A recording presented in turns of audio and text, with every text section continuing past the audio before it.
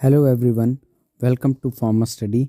आज हम बात करेंगे कुछ और ब्रांड नेम्स ऑफ मेडिसिन्स और यूजेस के बारे में। कुछ मेडिसिन्स कुछ ब्रांड नेम्स हैं जो बहुत मुझे अच्छे लगे हैं, वो मैं आपको शेयर करूंगा। यहाँ पर बताऊंगा उन ब्रांड नेम्स के जेनरिक नेम्स क्या है और उनके यूजेस क्या हैं। तो स्टार्ट करते हैं। सबसे इम्पॉर्टेंट देखो ब्रांड नेम है ये साज, ठीक है। इसका जेनरिक नेम क्या है? सल्फासालाजिन। सल्फासालाजिन आपका कहाँ पर यूज़ होता है? ये आपका यूज़ होता है इन्फ्लामेटरी बाउल डिजीज़ में और रूमेटाइड अर्थराइटिस के केस में, ठीक है। तो बेसिकली ये एंटी इन्फ्लामेटरी ड्रग है और ये इसका डोज की अगर हम बात करें 500 mg में आती है और ये एक्सटेंडेड रिलीज ड्रग है, ठीक है। एक्सटेंडेड रिलीज या आप इसको बोल सकते हो प्रोलॉन्ग रिलीज ड्रग है, ठीक है। तो मतलब लंबे समय तक ये असर करती है या मतलब 24 आवर्स तक ये अपना एक्शन देती है। नेक्स्ट आकी आपकी ऑस्टियोफॉस। ऑस्टियोफॉस में आपका क्या होता है? सॉल्ट।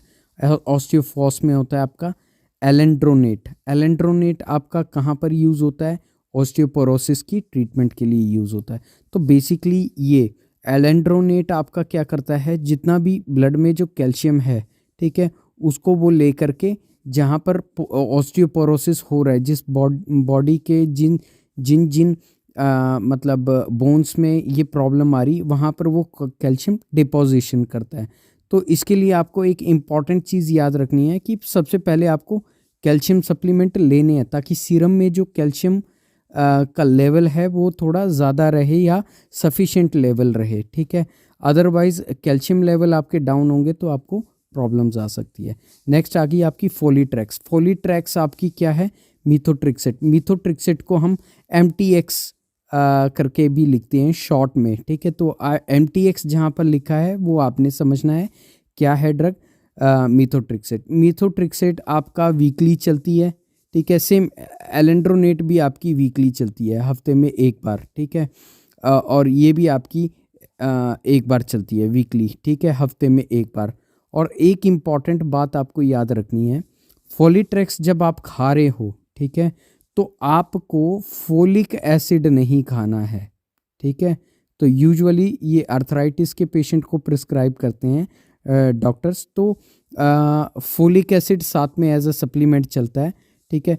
फोलिक एसिड अब आप हफ्ते में जिस दिन आप मीथोट्रिक्सेट खाओगे उस दिन फोलिक एसिड नहीं खाना है, ठीक है। नेक्स्ट आपकी ये बड़ा फनी सा नेम है, रोको, ठीक है। रोको मतलब इसके नाम से ही क्लियर हो रहा है, तो ये आपका यूज़ होता है ट्रीटमेंट ऑफ डायरिया में, ठीक है। तो इसमें इसका जेनरिक नेम क्या है? सॉल्ट क्या इसमें प्रेजेंट होता है? लोपेरामाइड, ठीक है। तो लोपेरामाइड आपका सीवियर डायरिया में यूज़ होता है, ठीक है। या इसको मोस्ट स्पेसिफिकली हम लोग इसको बोल सकते हैं ट्रेवलर्स डायरिया, ठीक है। ट्रेवलर्स डायरिया में आपका यूज़ होता है। इसमें एक बात आपको और याद रखना है कि अगर if a patient having dysentery, ठीक है, डायसेंट्री है तो आपको लोपेरामाइड नहीं खानी है, ठीक है। डायसेंट्री मीन्स आपके जो स्टूल है, स्टूल में अगर ब्लड आ रहा है, ठीक है, तो आपको लोपेरामाइड नहीं खानी है। नेक्स्ट आ गई आपकी डल्कोलेक्स। डल्कोलेक्स में आपका कौन सा मेडिसिन या कौन सा सॉल्ट होता है? बिसाकोडिल। बिसाकोडिल आपका कहाँ पर यूज़ होता है? बिसाकोडिल यूज़ होता है in the treatment of constipation. Duphalac. Duphalac आपका क्या है? ड्यूफिलेक में आपका जो सॉल्ट है आपका क्या प्रेजेंट होता है? लैक्टोलोज, ठीक है। तो ड्यूफिलेक आपका सिरप फॉर्म में आता है, ठीक है, और ये भी आपका यूज़ होता है in the treatment of constipation, ठीक है। फॉलविट। फॉलविट ये आ गया फोलिक एसिड, ठीक है। तो फोलिक एसिड का इंटरेक्शन किसके साथ है? मीथोट्रिक्सेट के साथ, आपको याद रखना है, ठीक है। तो ये आपका कहाँ पर यूज़ होता है? सबसे importantly first trimester of pregnancy में आपका क्या चलता है? फोलिक एसिड, ठीक है। फर्स्ट 3 ट्राइमेस्टर होते हैं प्रेगनेंसी के। टोटल प्रेगनेंसी का कितना टाइम पीरियड होता है? 9 मंथ का होता है, ठीक है। तो फर्स्ट, सेकंड, थर्ड, तो पहले ट्राइमेस्टर में आपका क्या चलेगा? Folic acid. फोलिक एसिड किस लिए देते हैं? ये आपका न्यूरल ट्यूब डिफेक्ट प्रोफाइलैक्सिस, ठीक है। तो ये प्रॉब्लम बच्चे में ना हो तो फोलिक एसिड चलता है।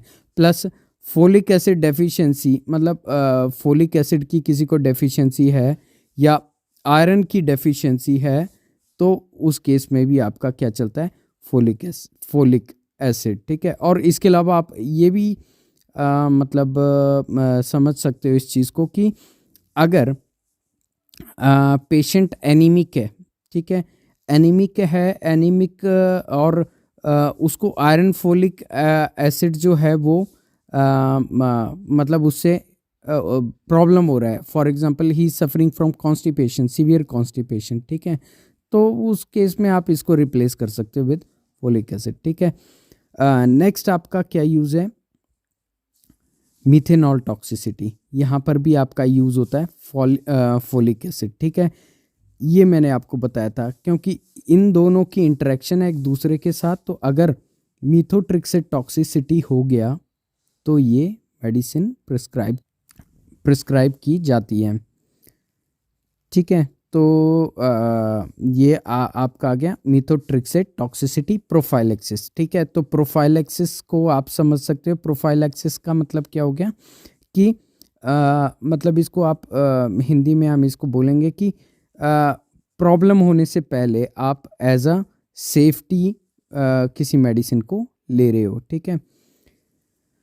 ये देखो रीजोफॉस में राइजीड्रोनेट आ गया, ये भी आपका ओस्टियोपोरोसिस में यूज़ होता है। तो सेम एलेंड्रोनेट की तरह यहाँ पर भी कैल्शियम लेवल ज़्यादा होने चाहिए, सीरम कैल्शियम लेवल आपके ज़्यादा होंगे तो ये आपका मतलब साइड इफ़ेक्ट कम करेगा, इफ़ेक्ट्स ज़्यादा देगा। जोफ्रेन में आपका क्या होता है, ऑन्डेंसेट्रॉन आपका कहाँ पर यूज़ होता है, नोजिया वॉमिटिंग में। और कैंसर एसोसिएटेड जब कीमोथेरेपी देते हैं उसमें जब नोजिया होता है तो ऑन्डेंसेट्रॉन आपकी फर्स्ट लाइन ड्रग होती है, ठीक है, तो इसको दिया जाता है, ठीक है। प्रेग्निडॉक्सिन नाम से ही क्लियर हो रहा, डॉक्सिलामाइन प्लस पायरिडॉक्सिन, ठीक है। प्रेग्निडॉक्सिन मतलब जो प्रेगनेंसी में एसोसिएटेड नोजिया वॉमिटिंग होता है उस केस में ये आपको मेडिसिन दिया जाता है, ठीक है। तो ये आपको हमेशा ध्यान में रखना है कि प्रेग्नेंट वुमेंस को एज इट इज़ कोई मेडिसिन मतलब चलती नहीं है, लेकिन अगर कोई आपके पास आता है और आपको इमरजेंसी में देनी पड़ जाती है मेडिसिन और लेडी अगर प्रेग्नेंट है तो आपको डॉक्सिलामाइन देनी है और उसके बाद डॉक्टर के पास रेफ़र कर देना है मतलब फर्दर उसके लिए ट्रीटमेंट के लिए, ठीक है। फेविपिराविर ये आपका कहाँ पर यूज़ होता है, treatment of corona virus disease कोविड-19, ठीक है। इसके अलावा फ्लूविर, ये दोनों सेम है और कंफ्यूजिंग ब्रांड नेम्स, मतलब आप कंफ्यूज हो सकते हो, ठीक है। तो फ्लूविर में आपका क्या है, फ्लूविर में आपका है oseltamivir is used for the treatment of influenza, ठीक है। तो फ्लू के केस में ओसल्टेमेविर को दिया जाता है। डोमेक आपका कॉम्बिनेशन है पीसीएम विद डोमपेरिडोन, ठीक है। ये आपका यूज़ होता है in the treatment of migraine, ठीक है। ये पेंटोसिड HP कॉम्बी पैक, ठीक है, ये आपका एक ब्रांड नेम है, ये आपका कॉम्बिनेशन है। HP यहाँ पर स्टैंड करता है हेलिकोबैक्टर पाइलोरी, ठीक है। तो हेलिकोबैक्टर पाइलोरी एसोसिएटेड अगर किसी को पेप्टिक अल्सर डिजीज़ हो गई है तो amoxicillin 750 mg, pantoprazole 40 mg, क्लैरिथ्रोमाइजिन 500 mg, ये आपकी मेडिसिन चलती है। इसका थोड़ा प्रोलॉन्ग कोर्स चलता है 2 to 3 months, ठीक है। तो फिर वो पेशेंट जो है वो रिकवर होना शुरू हो जाता है, ठीक हो जाता है। सिपकैल D3 में होता है आपका कोले कैल्सीफेरॉल, जिसको हम विटामिन D3 बोलते हैं, और ये विटामिन D3 डेफिशिएंसीज में यूज़ होता है, एज अ सप्लीमेंट यूज़ होता है। इसके अलावा अब आप ये देखो कि मोस्ट ऑफ अस जो है हम सन बात नहीं करते हैं, ठीक है, सन बात नहीं करते हैं, तो मोस्ट ऑफ द पॉपुलेशन उनमें जो है विटामिन D3 की जो है वो डेफिशिएंसी रहती है, ठीक है। तो बेटर है कि आप इसको खाएं और ये ग्रैनुलर फॉर्म में भी अवेलेबल होता है, टेबलेट फॉर्म में भी अवेलेबल होता है, इंजेक्टेबल फॉर्म में भी अवेलेबल होता है, और इनकी डोजेस डिफरेंट होती है, ठीक है। तो जो टेबलेट फॉर्म में होगा वो आपका 60,000 इंटरनेशनल यूनिट इसका डोज रहता है, और जो आपका इंजेक्टेबल फॉर्म में रहता है वो 6 लाख इंटरनेशनल यूनिट इसका डोज रहता है। तो अगर आप इंजेक्टेबल फॉर्म में इसको लेते हो तो ये आपका 6 मंथ के बाद आपका इंजेक्शन लग जाता है, और अगर आप सीवियर आपको डेफिशिएंसी है D3 की तो इनिशियली फॉर 10 डेज़ ये OD चलेगा आपका विद मिल्क, देन वीकली आप इसको लोगे, देन वीकली के बाद आप इसको लोगे मंथली, ठीक है।